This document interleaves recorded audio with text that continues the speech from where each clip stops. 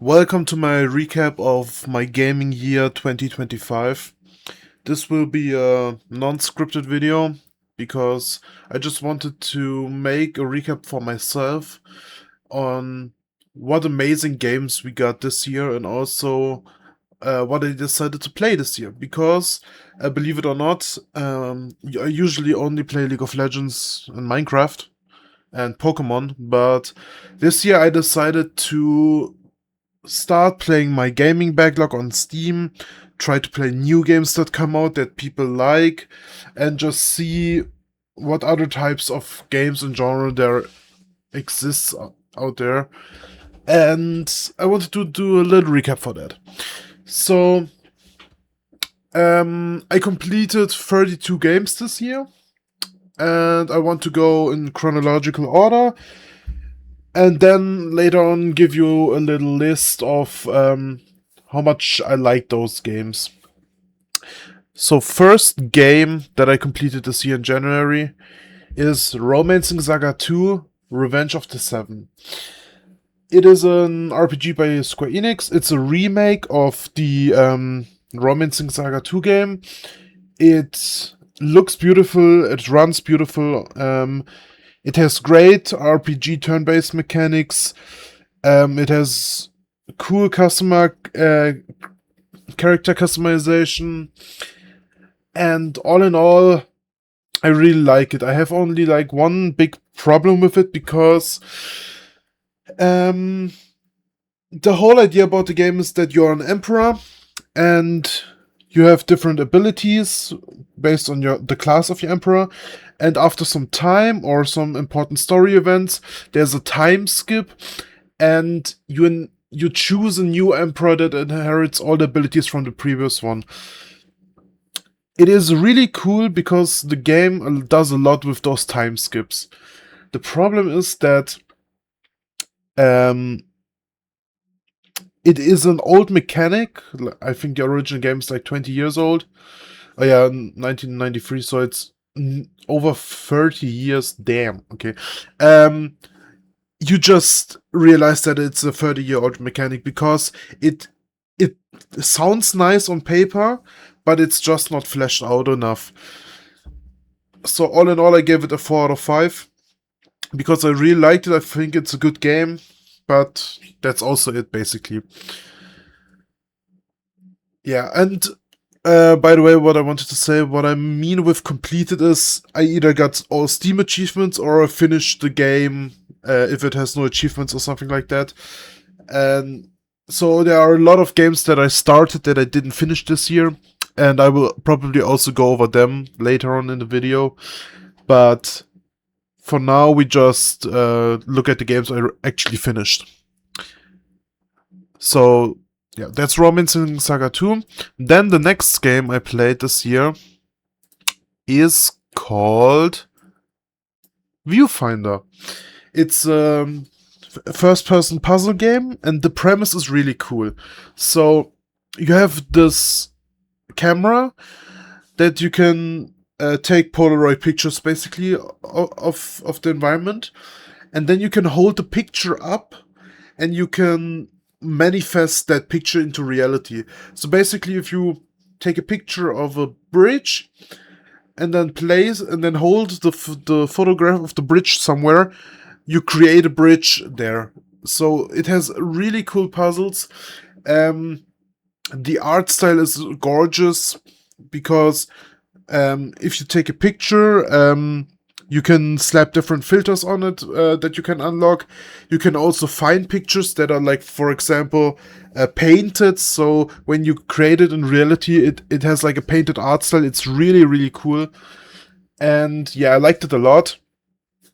Let me see what I wrote in the review. Yeah. It's a really good game. I just found the story a little bit non-existent. I mean, there is a story, but it like doesn't really play a role in my mind. So I thought it was a solid game. So that's why it also got a 4 out of 8. 4 out of 5 stars for me. Then next a classic that I know pretty much everything about, but I haven't played it myself yet, and that's Papers, Please. Um, I don't even know how you describe it. It's basically um, it's a resource management game. You are a border patrol agent, and like it plays like in the Cold War era. It's all fictional, but basically you're at a Russian border, and you have to check the papers from the people who want to go over the border, and there's a lot of stuff that happens, like a secret organization that is trying to overthrow the government, and you can decide if you want to help them or want to stay loyal to the government. So there's a lot of different endings, a lot of different story elements, and honestly, what captivated me the most was the gameplay. It's just really addicting, and it is really fun to figure out if the credentials and like the papers from someone are legit, or if you missed something. And the cool thing about the game is it tells you if you missed something, and it tells you what it was, so you get better the more you play and the more mistakes you make. Really, really like it. Music is also phenomenal. I mean, it has, I think, only one soundtrack or like one OST, but it's a banger. I really like the art style. It's basic, but it gets the job done. So 4.5 out of 5 for me. It's not a 5 because 5 out of 5 stars is like Game of the Year material for me, and Papers, Please is like close to it, but it's not Game of the Year material for me. The next two really short games I played because I saw them and I thought they were interesting. It's the Exit 8 and Platform 8, like the sequel basically. They're like 1 hour horror games. I wouldn't even call them horror games, especially not the first one, because um, it's basically a game of find the difference. So you have a subway hallway, and the first time you walk through it, it's normal. But every other time, it has a chance to have an anomaly anywhere, and you have to find that anomaly and turn back, basically. So the goal is to get eight hallways right in a row, so that you can escape from exit 8. And playing it blind was really interesting because you don't know what is an anomaly or what can be an anomaly and what not. So at the beginning, I like at the posters you can see here, I really looked intensely and tried to memorize all the numbers and everything. And then somewhere like after half an hour, 40 minutes, you start to realize, okay, those anomalies are a little bit bigger. There are some really obvious ones. There are some subtle ones, but you start to realize what can and cannot be an anomaly, and it's really cool. Also, it has like only 2 Steam achievements, so one is finishing the game, the second is finding all the anomalies, so it's really easy to complete it. The same for the sequel, Platform 8, but the sequel is more of like the anomalies are more like mini games. They are always obvious, but you have to like solve a little puzzle to survive them. And I really thought that was a wrong choice to take like this franchise, if I can say it. So I really like the Exit 8. It's like 4 out of 8. Why do I say 4 out of 5 stars? Because it's a cheap game, it's a short game, it's a great game basically. For that, what it tries to be, it really succeeded for me. But the sequel was like, I felt it went the wrong direction, and it made the game more boring, and you didn't have the look for the difference anymore. It's basically just small puzzle after small puzzle, and I didn't like those puzzles. So yeah, Not a big fan from Platform 8, but it's still a solid, short little game. So 3 out of 5. Then next, my game of the year / game of the decade, Clair Obscur Expedition 33. I played it, I think, the first week of May, because it came out April 24th, and it made a lot of buzz in the first week, and everyone said it's game of the year, it's so good, music is fantastic. And I thought, you know what? I like turn-based RPGs, I like the Mario and Luigi series, I like Paper Mario, so I thought, why not? Give it a chance. It looked good. It ran great on my PC, so why not? And yeah, I absolutely love it. It's game of the year for me, a game of the decade. It is the best game I have ever played. I cannot talk good enough about it and recommend it enough. I got my brother to play it. I got a friend of mine it for his birthday. And I got another friend to play it, so it's really, really great. It has great voice acting, great story, great soundtrack, great combat, a great world design, great graphics, great performance. Everything is great about this game. I have like nothing bad about it. I mean, the only bad thing got fixed in an update, because if you lost a battle, you had to like run back to the enemy, but they added a retry battle option relatively soon after launch. Then at the Game Awards, they announced the free DLC, which was really good. So really loved the game. A 5 out of 5. Game of the year, game of the decade for me. Then came the Nintendo Switch 2, and with that Mario Kart World. It is a solid fundraiser for friends and family. It is a solid Mario Kart game, but it did not deliver upon its expectations. We waited, I think, like 10 years for a new game. Wait, let me take a look. Yeah, we waited 11 years for a new Mario Kart, and it was said to be open world. Everything, it had such high expectations, and it didn't deliver for me. I do not like the intermissions. I do not like the 24 races. I do not like the open world. I love the new animations.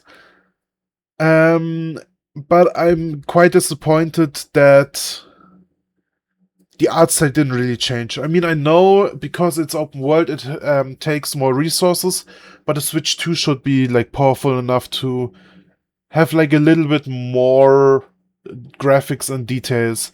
Because some maps in Mario Kart 8, especially like the original maps, not the Booster Pass maps, they are so detailed, and that was just lost in Mario Kart World. And also it isn't as fun for me as Mario Kart 8, or 8 Deluxe for that matter. So yeah, 3.5 out of 5 stars for me. It's a good party game, but I still play Mario Kart 8 Deluxe if friends are over, so it did not do its job and replace like the previous game. Then let's go to some shorter games that I played. Digseum. If anyone has played Pokemon Diamond, Pearl, Platinum, Brim, Diamond, Shining Pearl, there is a mining minigame, and Digseum is basically just that on steroids. So, it is a really short game, I think like 1 hour until you have like played through it once. But I really, really liked it because I liked that minigame from the Pokemon series, and you basically have a grid, and you have some tools to uncover ancient artifacts, and you have a museum that you can place the artifacts in. So it's really basic. It has like a pixel art style, which is also really basic, but I love it. It's like a cheap little snack snack-sized game that you can just play for 1 or 2 hours, be done with, and you had a good time with it. That's also why it has a 4 out of 5. Then next, Donut County. Is also a shorter game.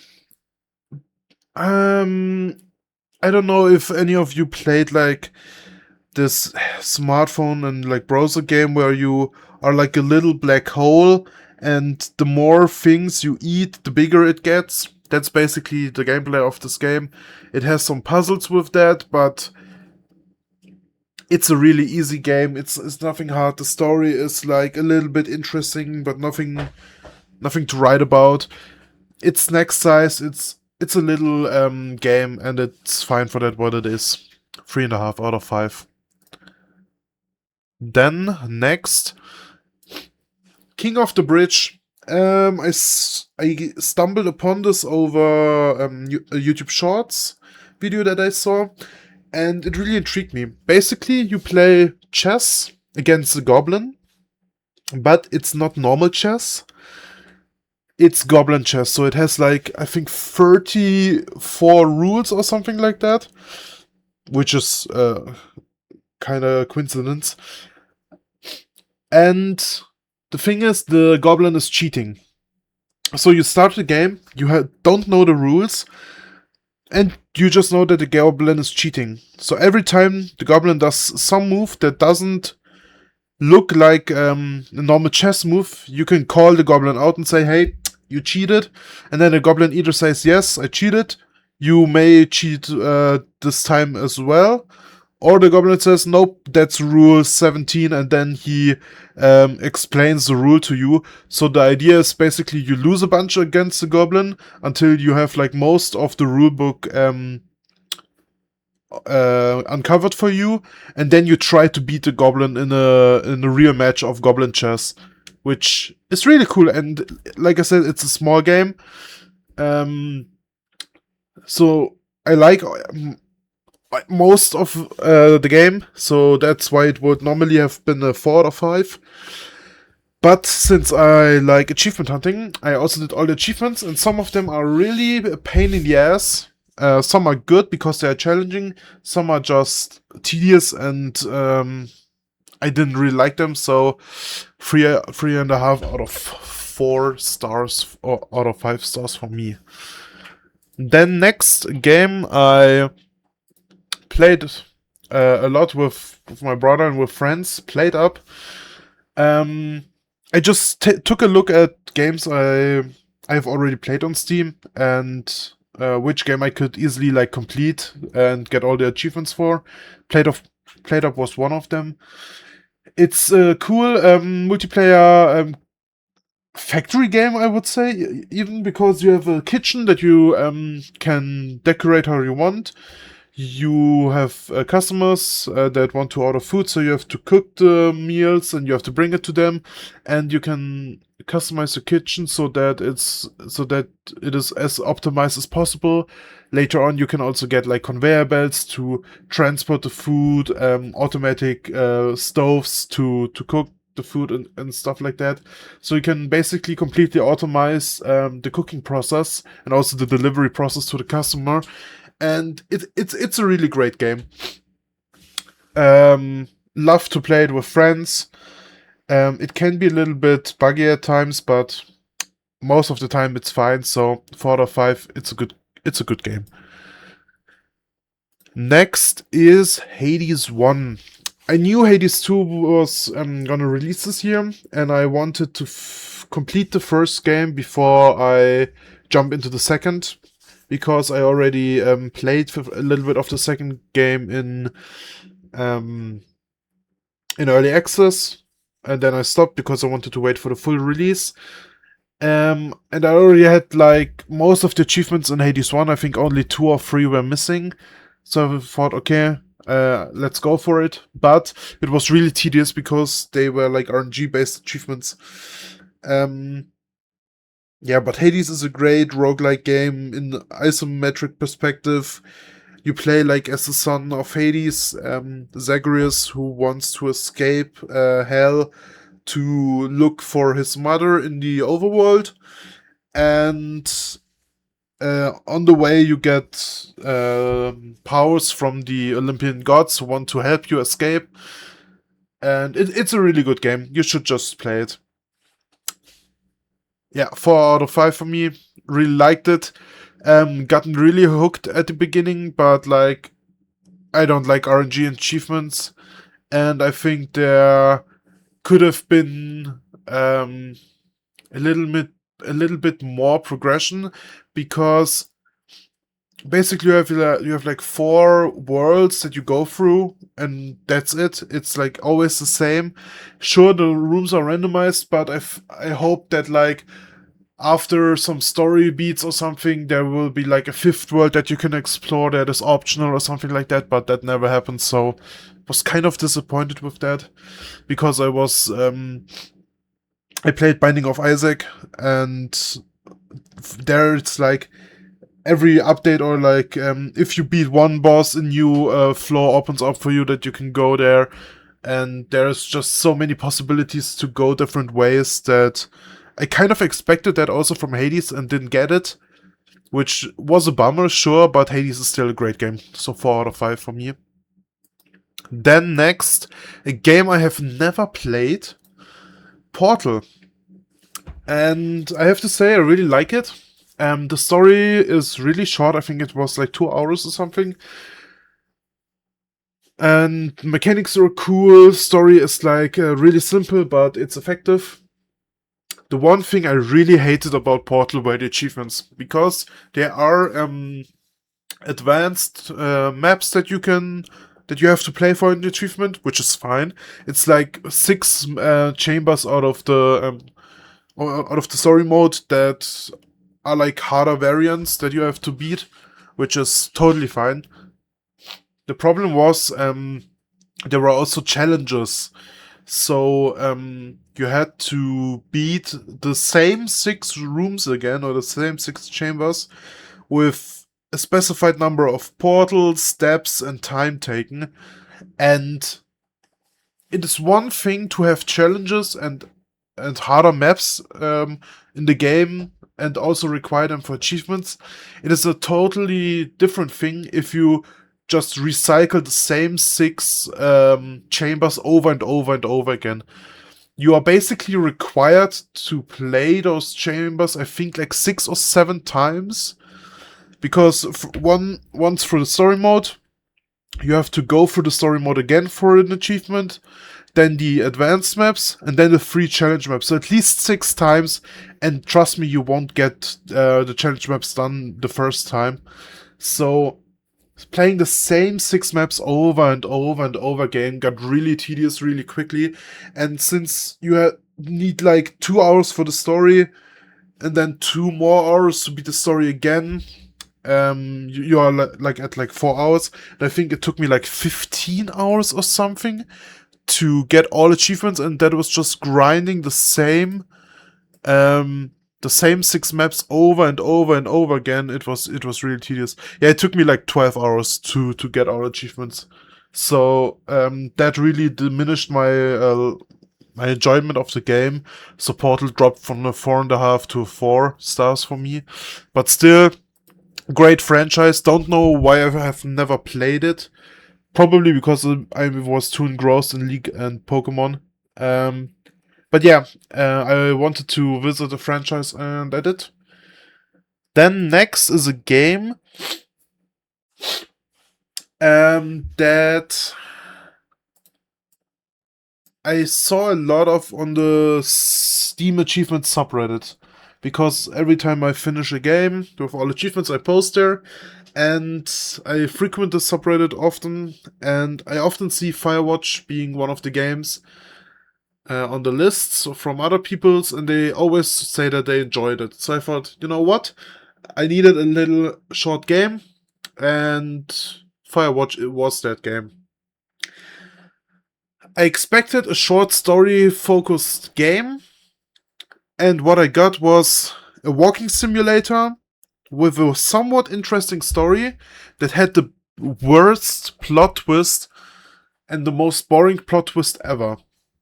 I won't spoil the plot twist, but I can just say that before the plot twist, I thought the game was like a 3 out of 5, or like maybe 3.5 out of 5, because the gameplay is basically just walking simulator. You walk from A to B, and like maybe you have to like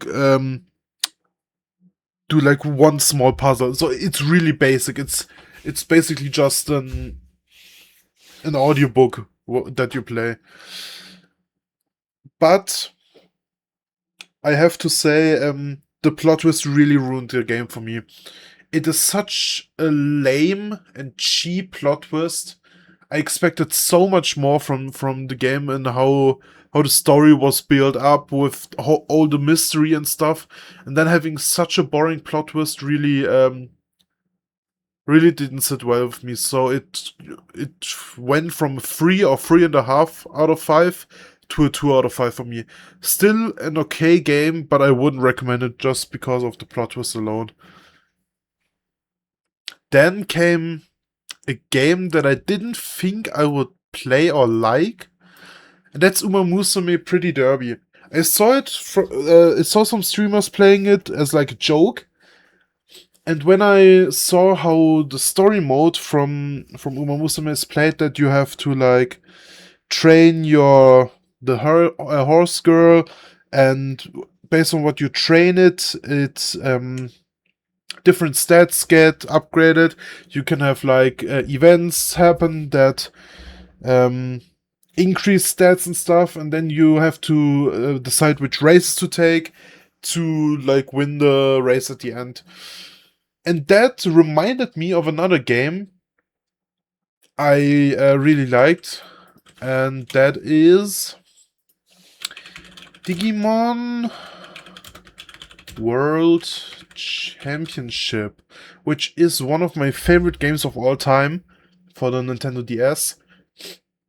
And it has the same premise. You train your Digimon, you can train them in different stats. You can train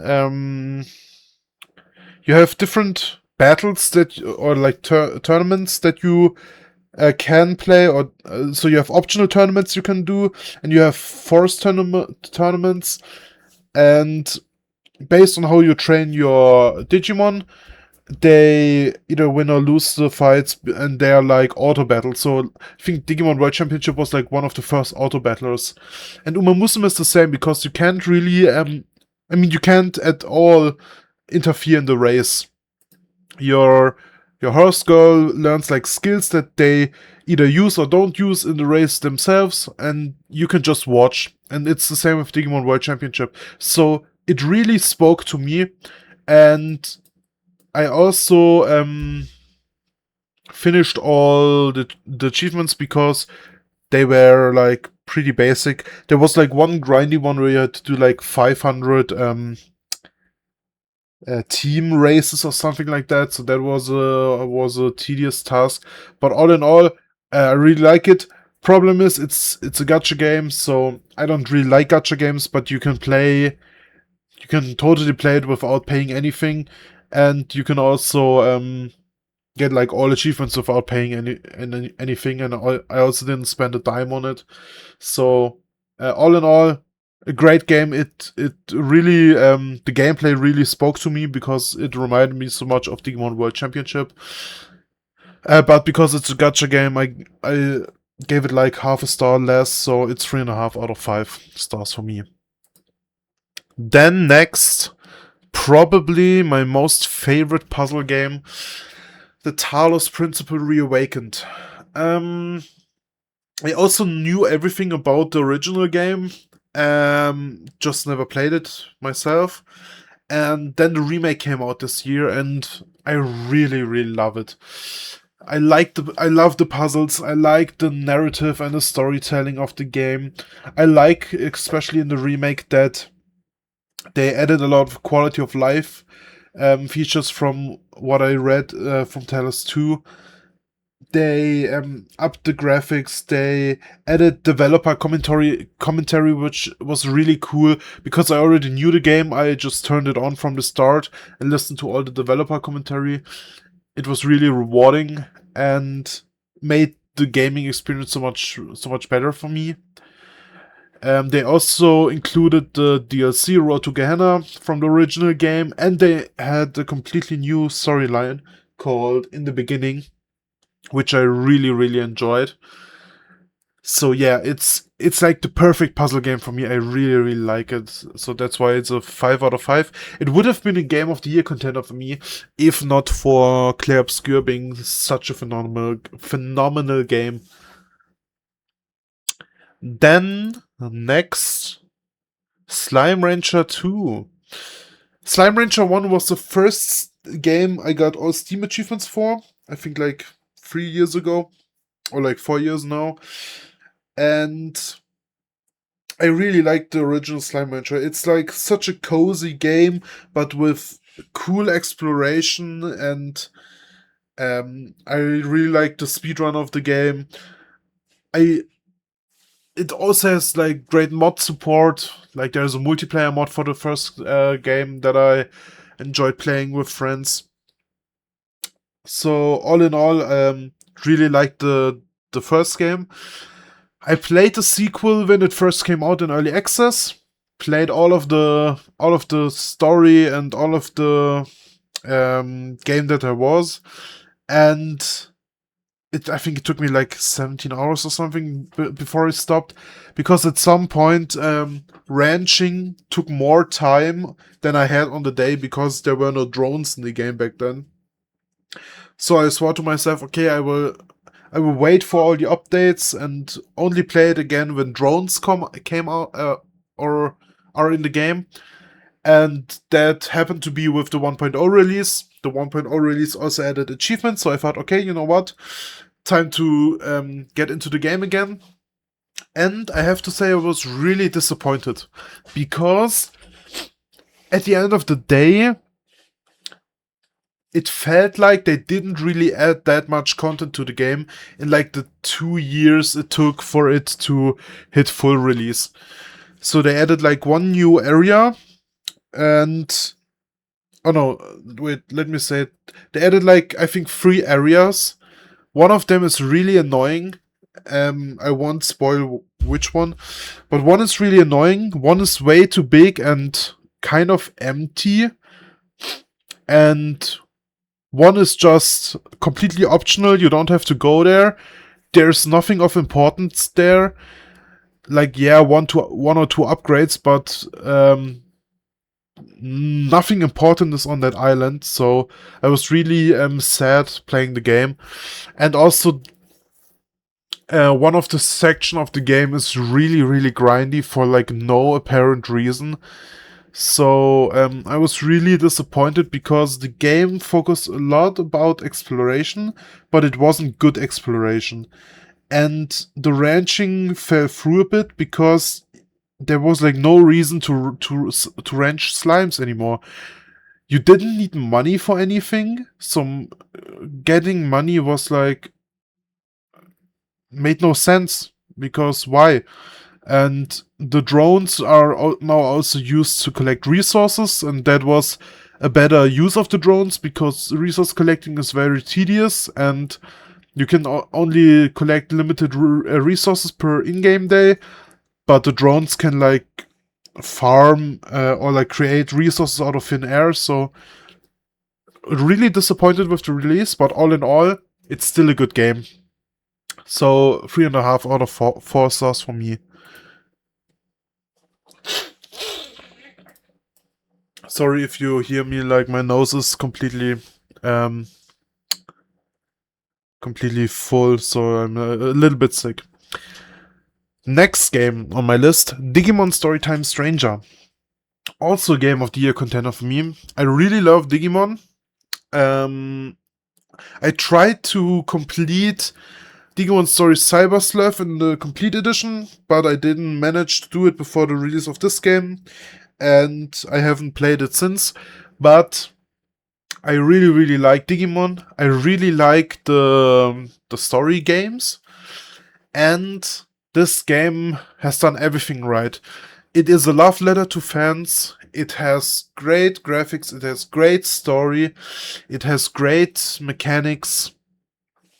There's like one caveat that I didn't really like, and that's, even if you buy like the deluxe edition of the game, there's still like one additional content that you don't get with the deluxe edition that you have to buy. It's like dungeons that give a lot of money and like XP and stuff, which I felt kind of cheated on because I mean I didn't want those dungeons, or I didn't plan to grind in those dungeons, but I found it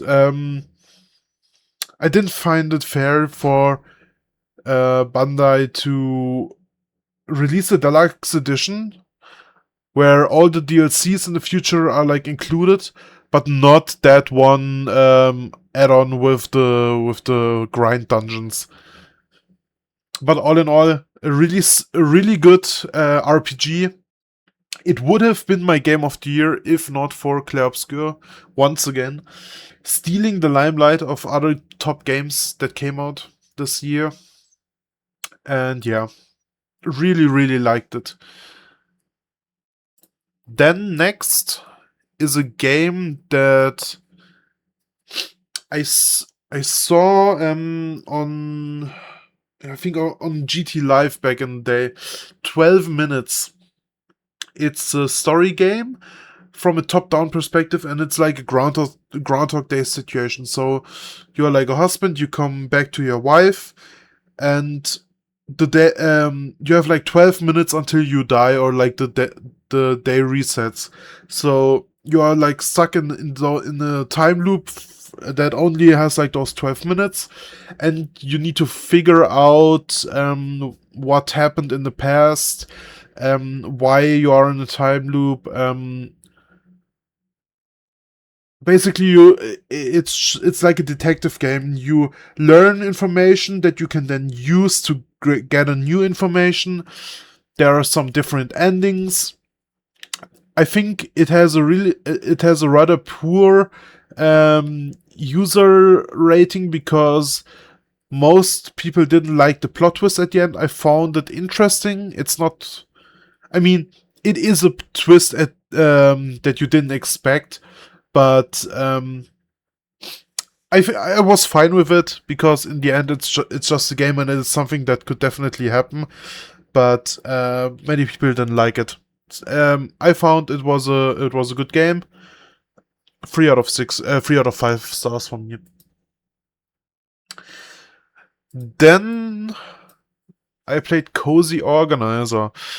I don't know exactly why. I think I wanted to play a really short game, and I think it was in a sale or something, and I just grabbed it. I don't even know if you can call it a game. You have like basically, I mean, you could say it's like a little puzzle game. You have like different stuff that you can organize, and there's, for example, you have like coins that you have to like organize based on size and color. It's really basic. It's like a game for little children. But it's fine. You know, nothing special. 2.5 out of 5. Then a game I really enjoyed. The Farmer was replaced. Basically, it's a game where you learn to program. I'm a software developer, so I know how to program already, but I still really liked it because the in-game tutorials are really good. It is really fun writing different algorithms to like farm efficiently, and I also found that like the achievements are really cool for this game. I played it a bit in early access, and when 1.0 released with all the achievements, I thought, you know what, why not go for it? And I was not disappointed. Really cool game, and if you are someone who wants to get into programming, but you want to be it in a fun way, this game is really good because the in-game tutorials explain a lot about how programming works and really try to get you into it. So really good game to start learning to program. Then next, a little game that I think I first saw at the Game Awards 2024. and it's called Dispatch. It's like a Telltale style game, so it's like story based, like a visual novel or like an interactive novel, but where you have to like make decisions. But it also has like small dispatch gameplay elements and like hacking elements or like hacking gameplay, which is really cool. Basically, you are at a dispatch center and you have to you get calls from civilians that ask for your help, and you like send out superheroes to like do the job. It's really cool. The story is nice. Different endings. The what is it called? The gameplay scenarios of the dispatch scenes and the hacking scenes are really cool. All in all, a really good game. Phenomenal music. Really, really good humor. That was basically what got me interested in the game, was the humor of the trailer. And great art style. It would have probably been a Game of the Year contender, but I didn't like the episodic release that they did. So basically, the game has like 8 episodes. They released the game of episode 1 and 2, and then like every week 2 new episodes came out. It felt like watching a series, but I didn't know that when buying the game, so I just planned to play like the whole day, like for 10 hours, finish the game, and then I was like done after 2, and it was a bummer. I know it's not really a big problem, but for me it was. And also there were some problems with like achievements at the beginning, so it wasn't really that polished. So that's why it gets like for 4.5 out of 5 stars from me. Then next, I started to get into co-op games. Excuse me. We Were Here is a free co-op puzzle game that is a short snack where you and your partner are like trapped in a snowy castle, and you have puzzles that you have to communicate with the other over walkie-talkies. It's really good. The puzzles are really solid. It's a free game, which is really rare these days, to have a free game that has like no microtransactions, no gacha elements, nothing. It's just a small little game that is free, and it gets you hooked on the series. So I was really positively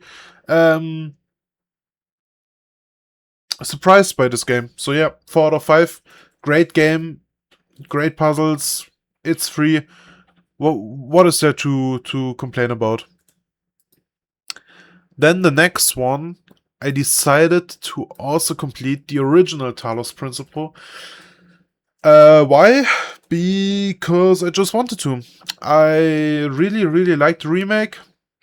I knew I liked the original as well, because I watched a lot of streams and a lot of videos about people playing it. So I just wanted to have it also finished or completed in my library.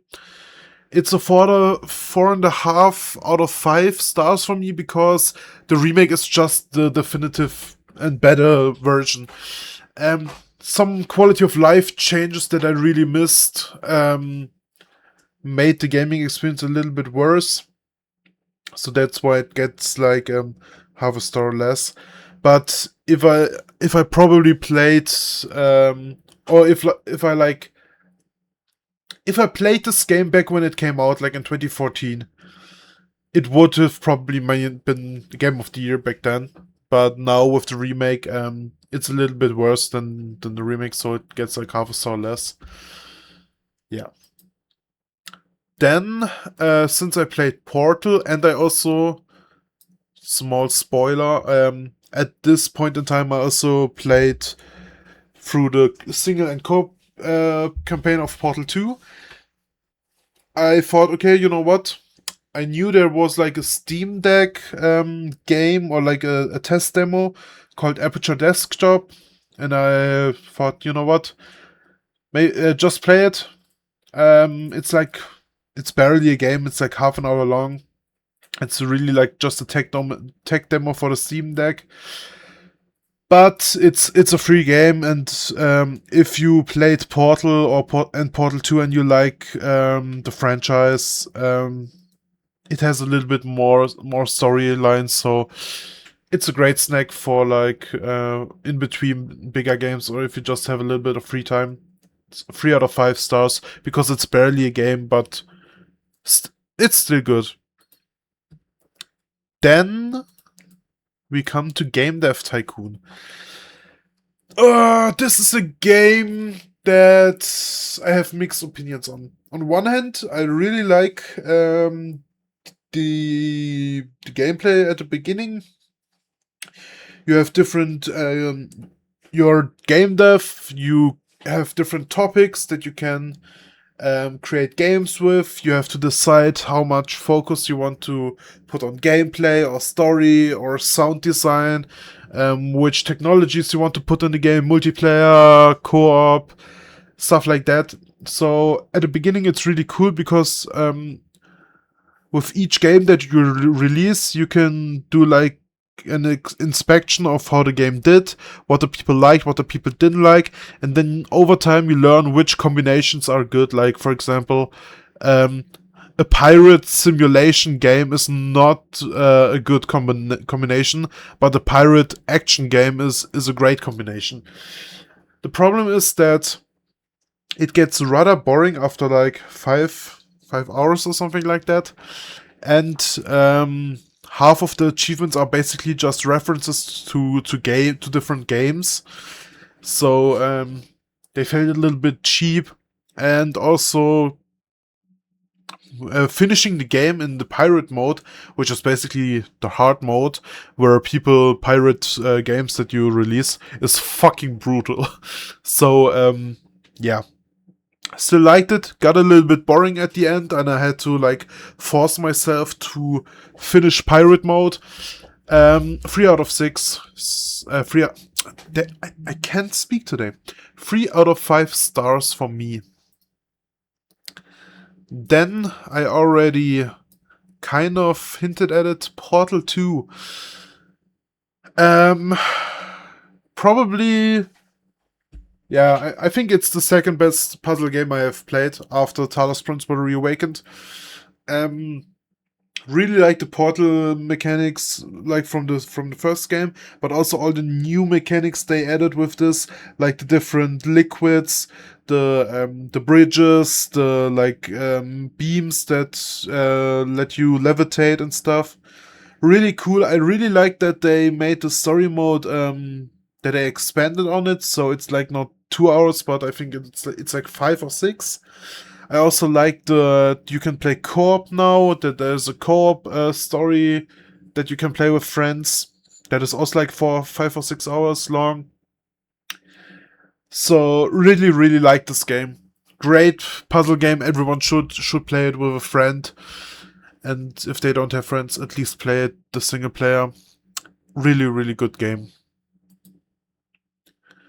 Then I have Kingdom Rush, a tower defense game that I played a lot on my smartphone back in the day. And I think there was like a Kingdom Rush bundle or something on Steam earlier this year or like last year, and I just bought a bunch of them. And I thought, you know what?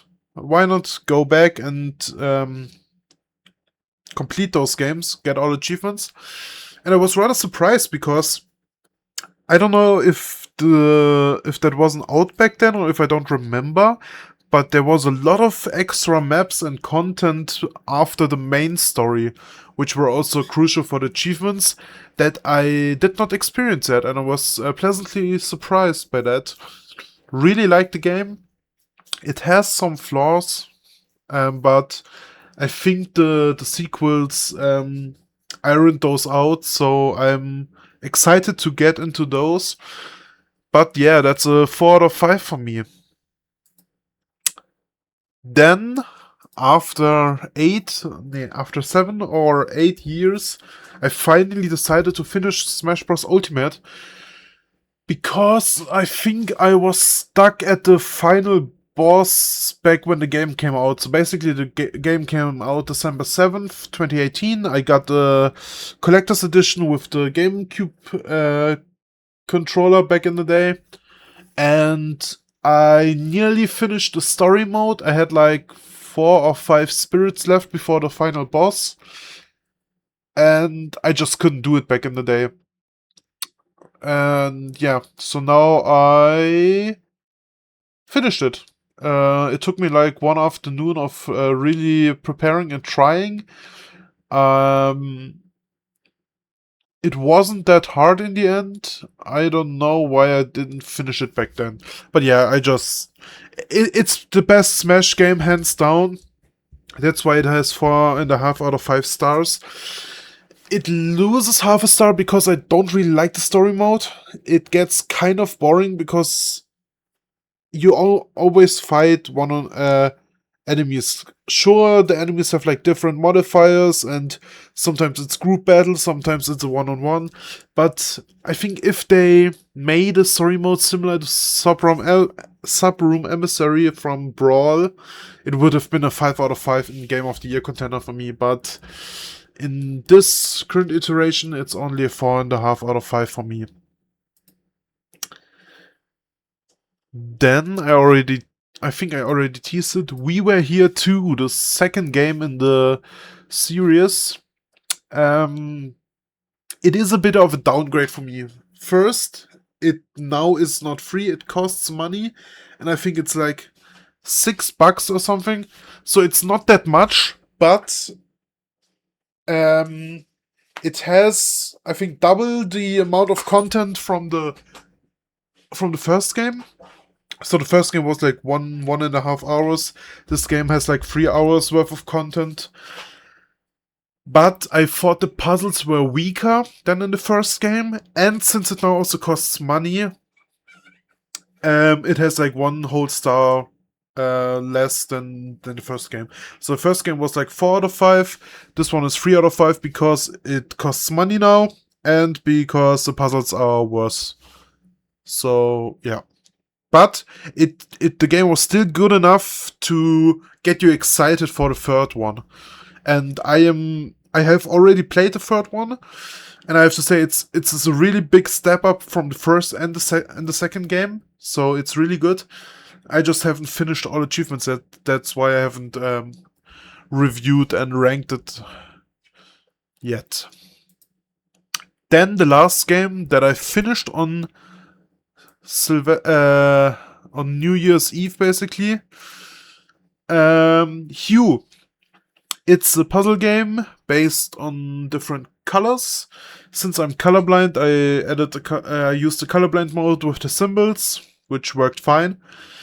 The problem with this game for me is that it has a bunch of interesting mechanics that get added way too late. So the first 30 minutes are really exciting, but then come like 2 hours of boring puzzles with the same mechanics. And then just at the end, like the last 1 hour, 1.5, add a bunch of new mechanics that make it interesting again. So all in all, it's a good puzzle game. One thing I really disliked is that they have like one achievement that requires you to collect like 28 collectibles, I think, that are hidden in the different worlds, I would say, of the game. The problem is each world has like 20 levels or something, and there is no level selection. So if you are missing one collectible in the world, you have to manually go through each level after level until you get to the one where you missed the collectible. And that really sucks because some collectibles you have to backtrack for, so you can't get them all on your first playthrough. I didn't look up any guide for the first playthrough, so I just played it blind and got like 4 or 5 or something. And then I looked up a guide for the second playthrough because it is the last achievement that I needed. And it's such a pain in the ass to go through all levels because you have no level selections. That's why it gets like 2.5 out of 5 stars for me. Yeah, that's basically all the games that I played this year, or that I completed this year. If I sort them by rating, you can see I have 5 Game of the Year contenders, 4 really, really good games, a bunch of good games, some okayish games, some like decent games, 2 mediocre games, and 1 game I didn't really like, but that is still good. So all in all, I played 32 games. Played a lot of really, really good ones. Played the best game I have ever played.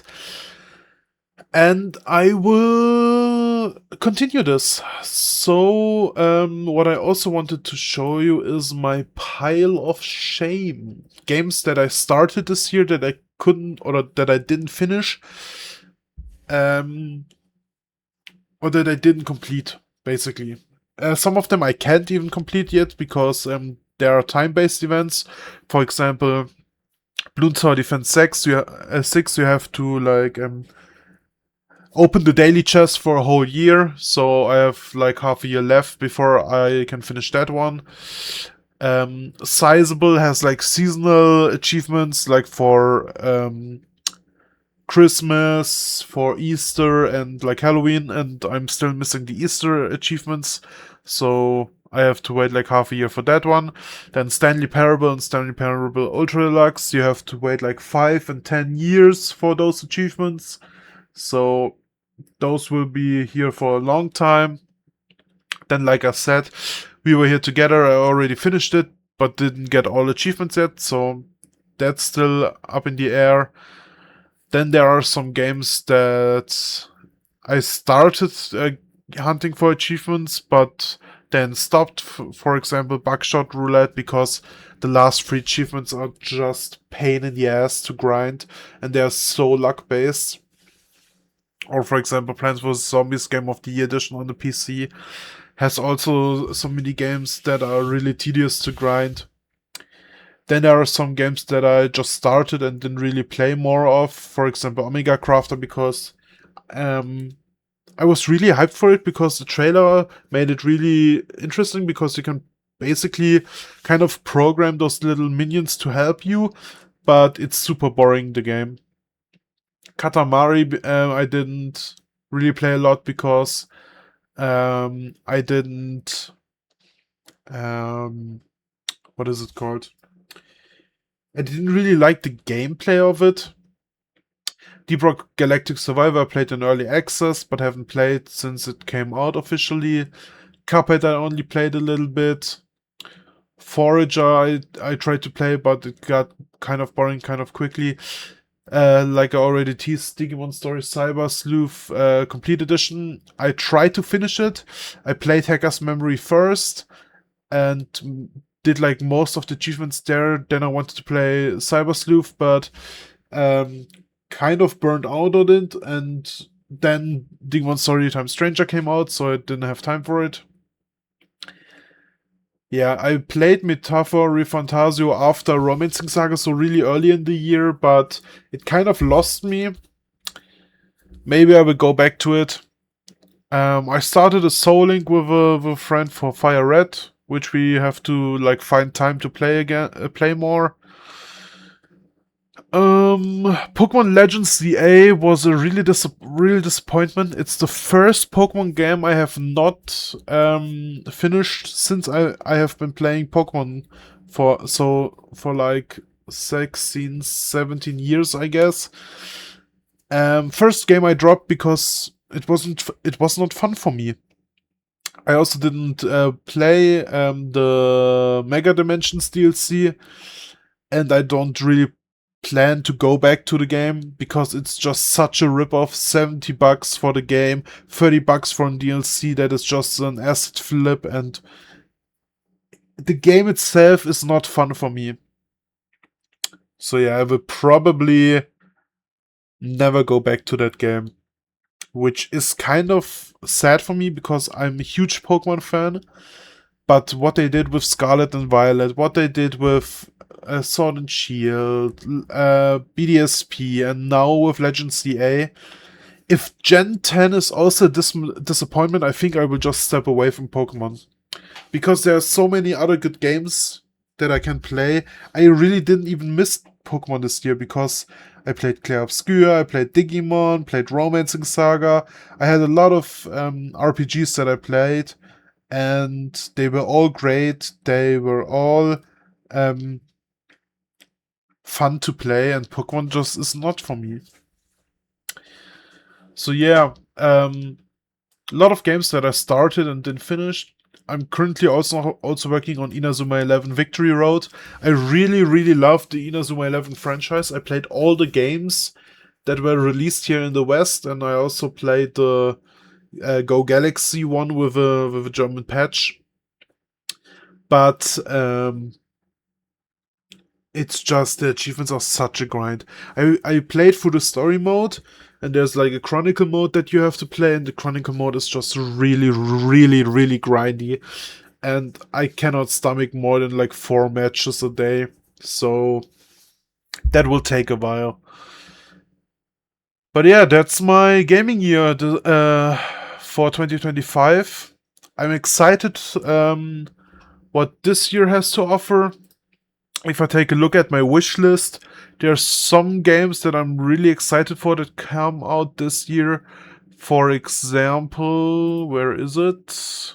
Mugenics is one that I'm really excited for. It's from Edmund Macmillan, the guy who made Super Meat Boy and Binding of Isaac, and it looks really cool. It's a tactical RPG, like grid-based, like Fire Emblem or Final Fantasy Tactics, which I'm currently playing. So I'm really excited for that. Yeah, there are some games that I haven't bought yet that I want to play. For example, Elder Scrolls 4. Never played an Elder Scrolls title, so I'm excited for that. Blueprints is regarded as one of the best puzzle games, so I have to play that at some point. And yeah, um, really excited for this year, and I hope you liked the video. Maybe there are some games that you haven't heard of that you want to take a look at now because of my list of games that I played. Um, so thanks for watching the video. Give it a like, subscribe for really infrequent and random uploads on my channel. And I hope you had a good new year. See you in the next video. Bye.